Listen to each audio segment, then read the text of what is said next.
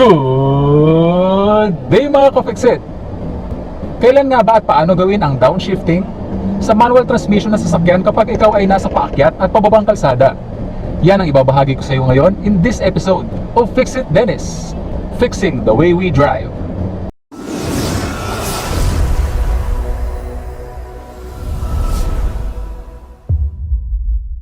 Okay mga ka-Fixit, so ibabahagi ko sa iyo sa video na ito mga ka-Fixit, kailan nga ba at paano gawin ang downshifting kapag ikaw ay nagmamaneho sa paakyat at pababang kalsada gamit ang manual transmission ng sasakyan.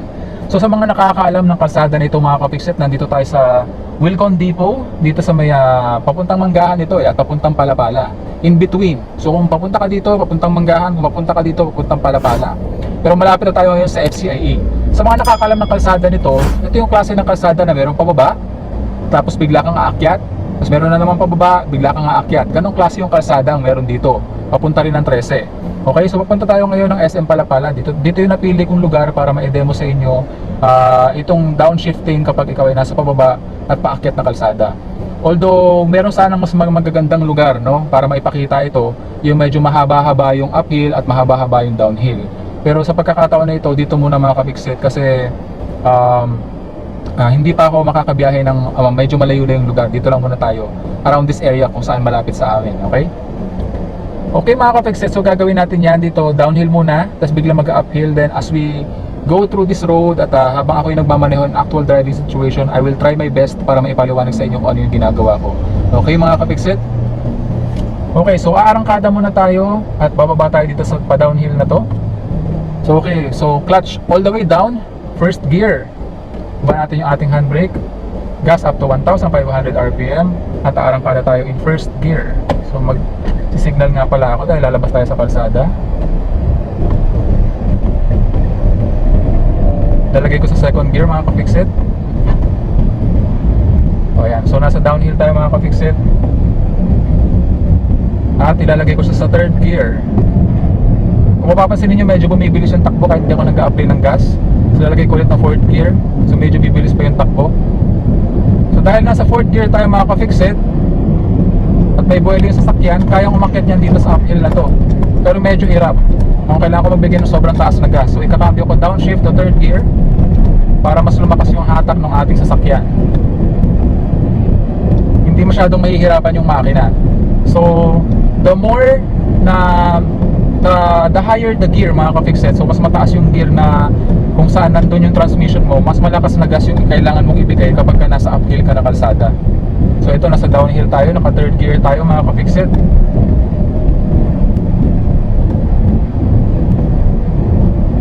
Lipat lang ako ng lane. Okay, third gear, lagay ko sa fourth gear. So kung mapapansin nyo na habang tinataas niyo yung cambio, habang nag-upshift kayo, mas lalong bumibilis yung takbo ng sasakyan kapag nasa downhill kayo mga ka-Fixit. Kasi the way your transmission is designed, no, mas bibilis yung takbo ng iyong sasakyan kapag nilalagay niyo siya on higher gears. Okay? Then when downshifting naman, nililimit niya yung speed base dun sa maximum speed na kaya nung particular gear na kung saan naka-engage sa iyong transmission. So bawat gear kasi mga ka-Fixit, meron yung speed na kaya niyang i-handle. Okay, so kagaya nito, nasa second gear tayo. Sorry, nasa fourth gear pala tayo, so lalagay ko ng third gear. Ayan, mapapansin ko ito, naramdaman ko medyo nanginginig yung makina.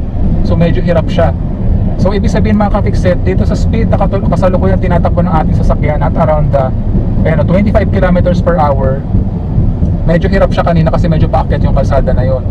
Okay? So kapag naramdaman nyo na medyo hirap yung makina ninyo na umahon dun sa particular uphill na yon, ibaba nyo siya ng isang gear, one gear at a time.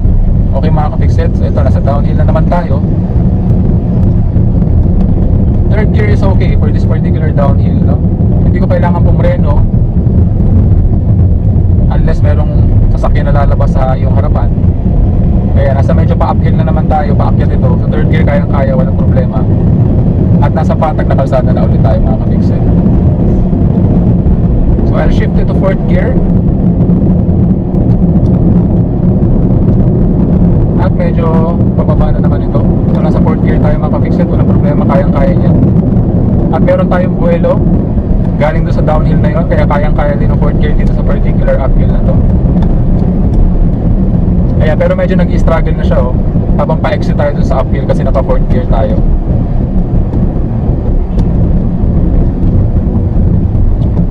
So kapag in any given time, habang ikaw ay nagmamaneho sa uphill na kalsada at naramdaman mo na nag-struggle yung iyong makina, kumbaga nanginginig, tapos kahit na anong add mo ng gas, bumabagal pa rin yung takbo niya, no?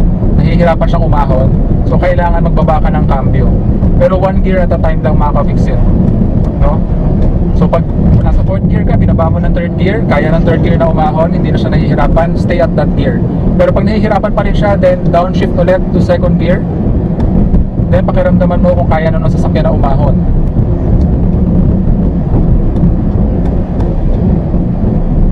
Kapag ka nasa downhill ka naman makaka-fix it, piliin mo yung gear, no? Piliin mo yung gear na kung saan hindi mo kailangan pumreno ng frequent, no? Ito nasa 4th gear tayo, so medyo mabilis yung takbo nito as we go through this downhill. Hindi na nagbibigay ng gas. Medyo mabilis yung takbo, pero hindi natin kailangan pumreno kasi wala namang sasakyan sa harapan.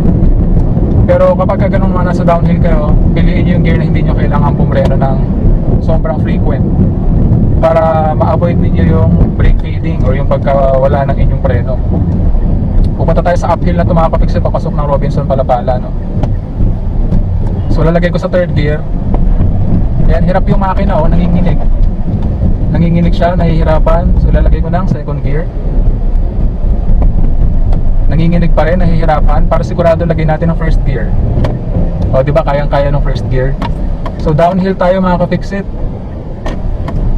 2nd gear, mabilis yung 2nd gear, mabilis. Kailangan natin po rin.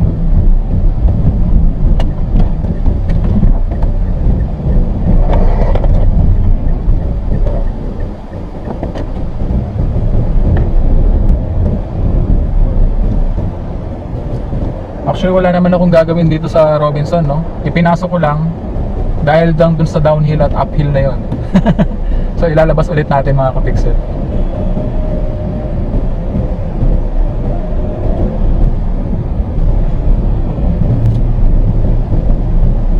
So nakita ninyo kanina mga ka-fixit, kung mapapansin ninyo, dun sa uphill na papasok ng Robinson, ang ginawa ko, umarangkada ako in 3rd gear habang paakyat dun sa uphill na yon. So hindi kaya ng 3rd gear kasi masyadong stiff yung uphill. So ang ginawa ko, binaba ko ng 2nd gear. Actually kaya naman ng 2nd gear na umahon, no? Pero may naramdaman pa rin ako ng konting panginginig sa makina, no? Pwede mo naman dagdagan na lang yung power na binibigay mo through the gas pedal, no? Para mag-increase yung rev ng makina. Pero ang ginawa ko, ibinaba ko siya to 1st gear dahil sigurado ko na yung 1st gear kayang-kaya yung uphill na yon, no? Anyway, downhill na yon, uphill na yon, kayang-kaya ng 1st gear. So anyway, maiksi lang naman, walang problema, and we can stay in 1st gear, in low gear na walang magiging problema sa ating transmission, no? So ipaparada ko lang muna dito mga kapisit kasi kailangan kong i-cool down yung one of our cameras. Yung camera ng ating RPM nag-overheat na naman. So parada lang tayo sandali dito mga kapixit. A little longer than a few minutes later. Okay mga kapixit, so lalabas na tayo ngayon dito sa parking area ng Robinson Palapala dahil kapag cool down na tayo ng ating yung camera na nag-overheat kanina. So 1st gear, 1,500 RPM, 1,000 RPM of gas, clutch biting point, hold it there as we exit the parking. Okay. So lalabas tayo dito ngayon at dadaan muli tayo sa isang uphill, then downhill na kalsada mga ka-fixit. Naka 1st gear pa rin tayo.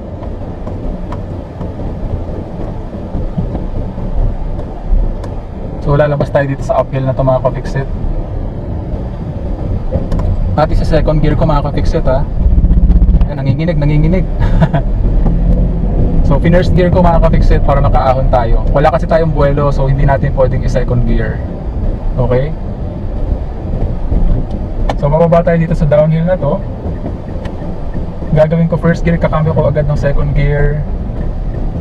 Yan. So medyo mabilis ang arangkada ng sasakyan sa pababa kalsada na to kasi naka second gear tayo. Pero kung naka first gear tayo mga ka-fixit, ililimit ng ating transmission yung takbo ng ating sasakyan sa speed lamang na kayang i-handle ng first gear.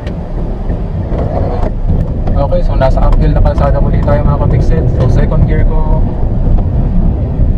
at ito third gear ko. Yan, hirap na yung makina sa uphill. Sa uphill na to, hirap na yung makina So isa second gear ko mga ka-fixit. Yan.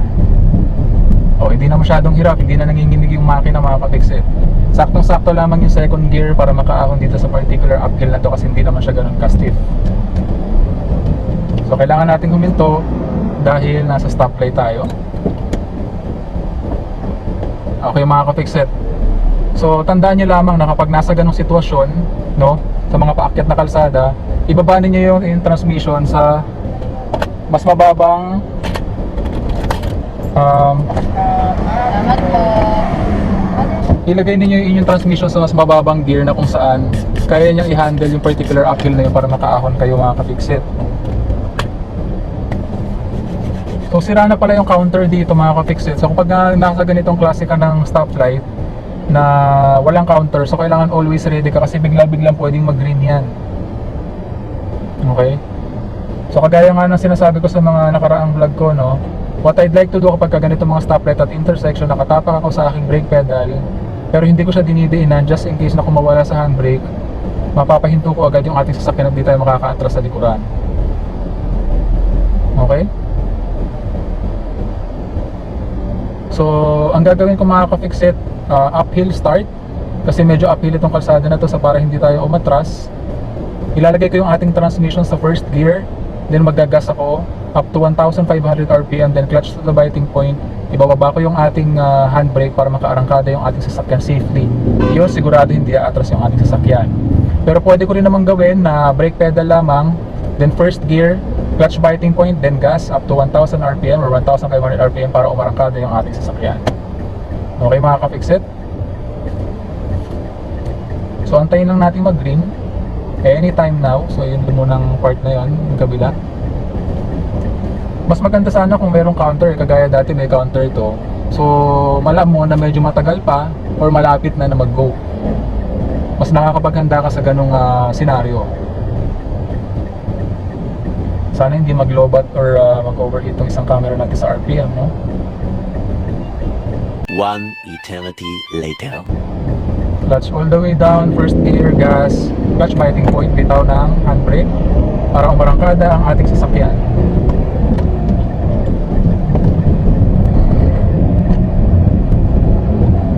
Third gear.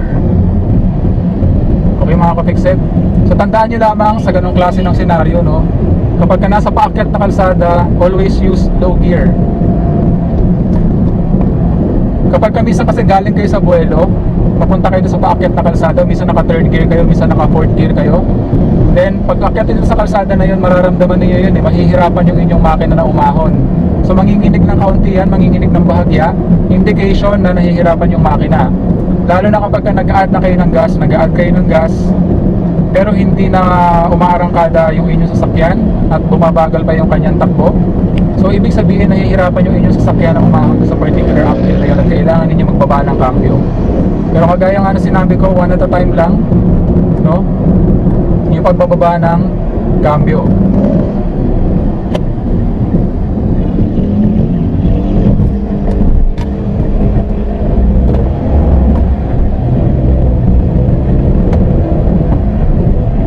Okay mga ka-fixit. So pagdating din naman sa downhill na kalsada mga ka-fixit, palagi nyo rin namang tatandaan mga ka-fixit, palagi yung tatandaan na kapag nasa downhill kayo na kalsada, kailangan hindi kayo preno ng preno. Okay? Kapag kapreno kayo ng preno sa downhill na kalsada, may possibility na masyadong uminit yung inyong friction na material ng inyong brake pads at kukulo yung inyong brake fluid. Tapos magkakaroon kayo ng spongy feel sa inyong foot brake, no? At possible yung brake fading or mawawalan kayo ng preno, hihina at mawawalan kayo ng preno.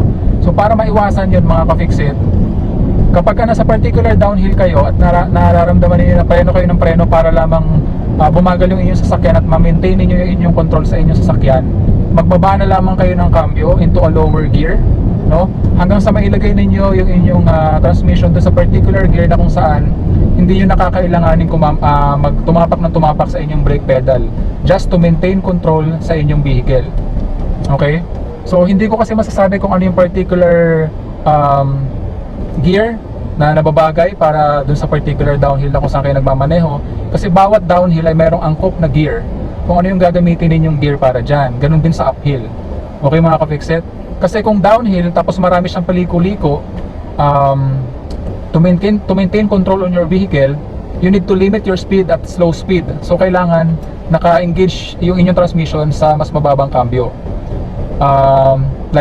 Minsan pwedeng third gear, pwedeng second gear, or kung kailangan talaga slow moving traffic in a downhill, so first gear.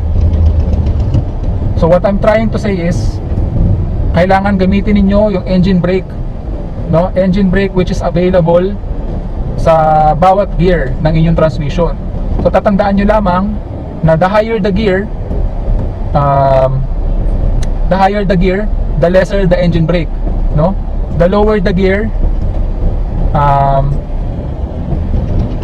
more yung engine brake. So ibig sabihin, mas lumalakas yung engine brake dun sa mga mas mabababang gear, no?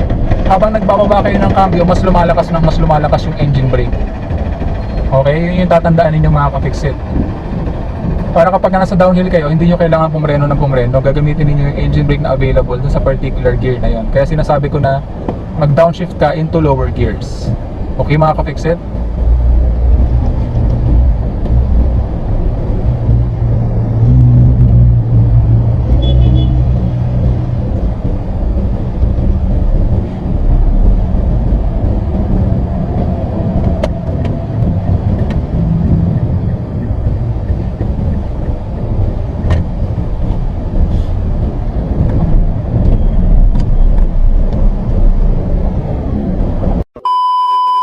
At kagaya ng palagi ko sinasabi, palaging tatandaan na walang sino man ang pinanganak na magaling.